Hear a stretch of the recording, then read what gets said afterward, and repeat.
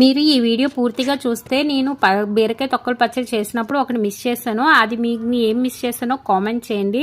ఇక్కడ రాజస్థాన్ లో మాకు కాయగూరలు కొంటే సమ్మర్ లో అయితే పచ్చిమిరప, చలికాలం అయితే కొత్తిమీర ఫ్రీగా ఇస్తారు. ఎందుకంటే ఆ సీజన్ లో అవి ఎక్కువగా పండుతాయి కదా, అందుకు అక్కడ వాళ్ళ దగ్గర కాయగూరలు కొన్నందుకు అవి బోనస్ గా ఇస్తారనమాట.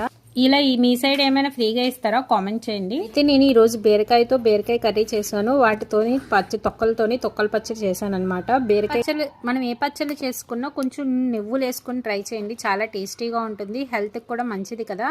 నువ్వులు తినలేని వాళ్ళు మనం వంటలు చేసుకునేటప్పుడు నువ్వులు వేసుకుంటే చాలా టేస్టీగా ఉంటుంది. ఇక్కడ బీరకాయలు కొంచెం పొట్టుగా ఉంటాయి, మనలాగా పొడవుగా ఉండవు, మన సైడ్ ఉండేటట్టుగా. అయితే ఇక్కడ బీరకాయలని తురాయ్ అని హిందీలో అంటారు. ఏమో బీరకాయలతో బీరకాయ గుడ్డు కూర చేశాను కదా, చాలా టేస్టీగా ఉంటుందని. కానీ ఈసారి నార్మల్ గానే చేశాను. మీకు బీరకాయ గుడ్డు కూర ఎలా ఉండాలో తెలియకపోతే ఈ వీడియో లింక్ కింద ఇస్తాను, చూడండి. చాలా టేస్టీగా ఉంటుంది. పచ్చడి కూడా చాలా టేస్టీగా వచ్చింది. మీరు కూడా ట్రై చేయండి. ఏం మిస్ చేశానో కామెంట్ చేయండి.